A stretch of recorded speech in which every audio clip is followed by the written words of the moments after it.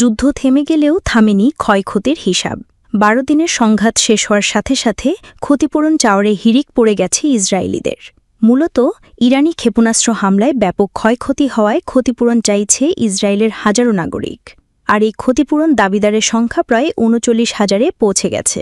ইরানের ক্ষেপণাস্ত্র হামলায় সৃষ্ট ক্ষয়ক্ষতির জন্য ইসরায়েলি কর্তৃপক্ষের কাছে প্রায় ৩৯,০০০ ক্ষতিপূরণ দাবি জমা পড়েছে বলে জানিয়েছে দেশটির স্থানীয় সংবাদমাধ্যম। ইসরায়েলের পত্রিকা জানিয়েছে, গত ১৩ জুন থেকে ইসরায়েল ইরান সংঘাত শুরু হওয়ার পর দেশটির ট্যাক্স অথরিটির অধীনে থাকা ক্ষতিপূরণ তহবিলে এখন পর্যন্ত প্রায় ৩৮,৭০০টি দাবি নিবন্ধিত হয়েছে। এই দাবিগুলোর মধ্যে ভবনের ক্ষতির জন্য ৩৬০,৯০০টি, যানবাহনের ক্ষতির জন্য ৩,৭১৩টি, যন্ত্রপাতি ও অন্যান্য সামগ্রীর জন্য ৪,০৮৫টি। পত্রিকাটি আরও জানিয়েছে, অনুমান করা হচ্ছে আরও হাজারো ভবন ক্ষতিগ্রস্ত হয়েছে, যেগুলোর জন্য এখনও কোনো ক্ষতিপূরণ দাবি জমা দেওয়া হয়নি।